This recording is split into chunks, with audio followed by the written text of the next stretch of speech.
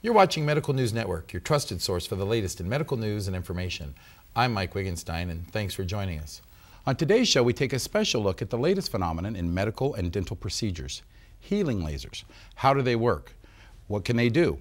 If this does half of what they say it will, you don't want to miss it, so stick around. We'll be right back.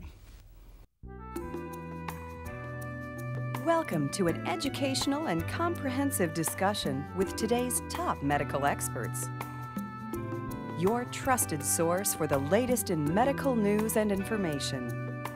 You're watching Medical News Network.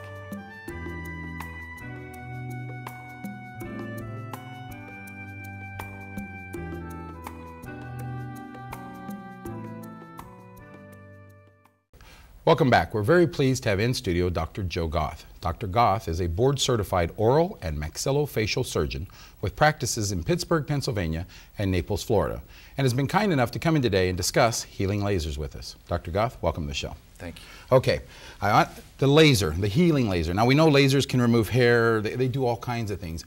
I came across this by accident. A doctor I did business with had one, worked on a finger of mine that's been a problem for 20 years, and the thing's like it was 20 years ago. Tell me a little bit about your involvement. You use this in your practice. Yes, I do. You do not work for the laser company. No. I brought you in just because you use this in your practice as long as anybody I could find. Tell me a little bit of how you use it. Well, I initially got introduced to the laser about 2.5 years ago. I attended a meeting. At that meeting, I saw a direct correlation with using it on somebody at that meeting versus how I could use it in my practice. And so I immediately bought the laser because I saw it worked on an anesthesiologist friend of mine who had a jaw joint problem at that meeting. And in 10 minutes, using the laser on his jaw joint, it got him completely out of pain. He was able to open his jaw to a normal level. Now, do you use it in conjunction with, because you are a surgeon, do you use it in conjunction with your surgeries?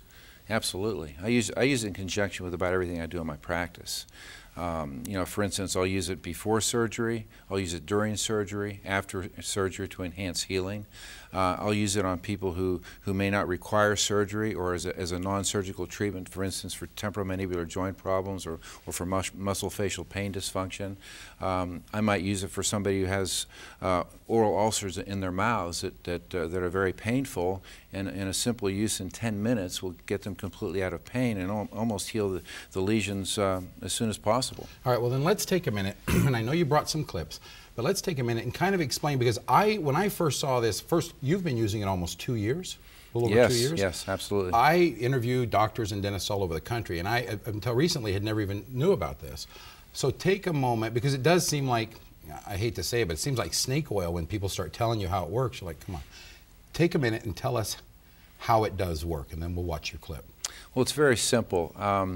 This technology involves the use of light that enters tissues at a certain wavelength. And this particular laser will go anywhere from 1.5 to 1 3/4 inches deep because of its power. But because of how this laser is built, it isn't going to cause any damage to tissues, but it's going to enhance tissue healing capabilities. And the very simple way of doing that is it drives energy into cells, and it causes the production of energy within the cells in the form of ATP. ATP directly can act as, or has an anti-inflammatory effect. All right, let's watch the video real quick, because until I saw it, it kind of helped me understand how this works. So let's take a second and watch this video. High-intensity laser beams generated by the Lumix 2 can penetrate deep into tissues, including bone. As the laser light penetrates into the tissues, mild vibrations or pressure waves are induced within the cells. These vibrations signal the cell to produce proteins that it will use to repair itself. This is called the photomechanical effect. Okay, so all they're saying basically is that the wavelength, because you know, I talked to you, I said, lasers, every time I've had stuff done with lasers, they've burned stuff, they've heated stuff, they've cut stuff. Mm-hmm. And you said this is a cold laser, and I said, but how does it stimulate the cell? So it basically vibrates the cell? Yes, it does. Kind of like when you, and obviously not the same effect, but kind of like when you get a little massage, it creates that blood flow and that energy in the cell? Yeah, absolutely.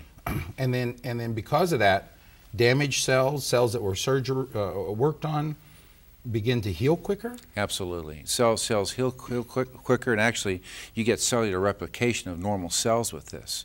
So you're not only healing healthy cells, but you're adding more healthier cells on top of that.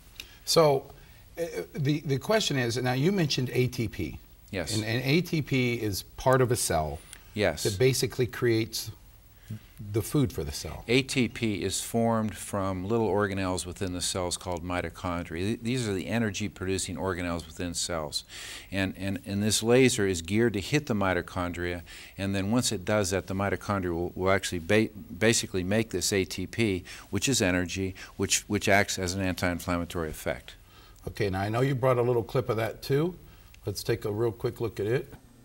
At the same time that the laser is inducing the cell to produce proteins through the photomechanical effect, the laser is also stimulating the cell's mitochondria, causing it to produce ATP. ATP is the universal energy source for all cells. All right, so it basically stimulates a cell to do what nature's going to make it do over a period of a month, to do that in just a much shorter time. Yes. Do you see, and I hate to even ask this, but 20 years ago they talked about arthroscopic surgery, you Yes. know, with tubes, and everybody said, nah, whatever. Today we know it's a standard of care. Do Yes. you see this laser becoming that once people find out what it can really do? Because again, I told you when I first talked to you, it can help the pain medicine work better. It can also help get rid of the effects. You know, we talked about using on other parts of your body.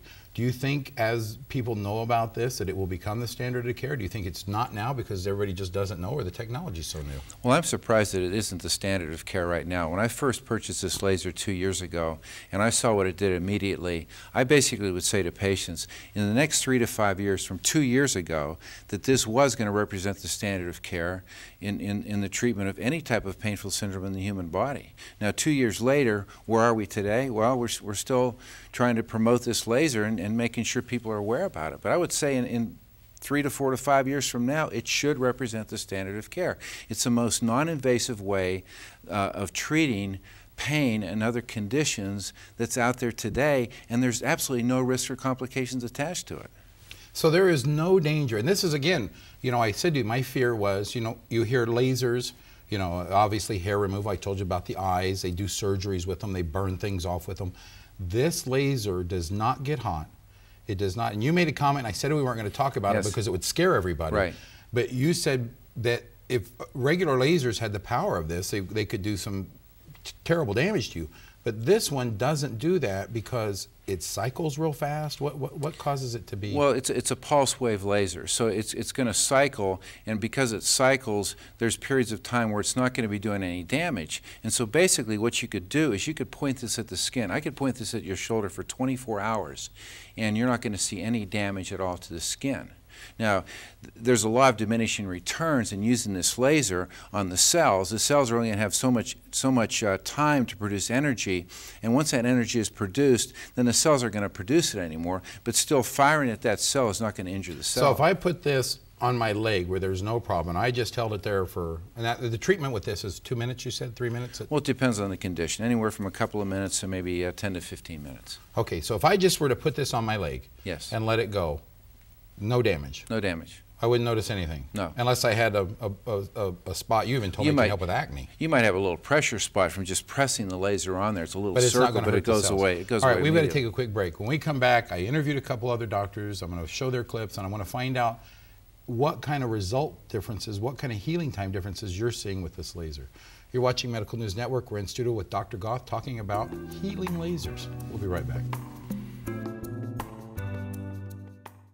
Mr. and Mrs. Jones, Sally's having some behavioral problems. I guess that reward system isn't working. Well, the timeouts weren't either. You know, parents do find that timeouts aren't... See? Well, you're just too lenient. Well, you're too strict. No, you are. Oh, you are. No, you are. No, you are. When adults don't have the answers, they can feel as frustrated as kids. ConnectForKids.org has thousands of resources for helping kids in your community. You're too strict. ConnectForKids.org. Guide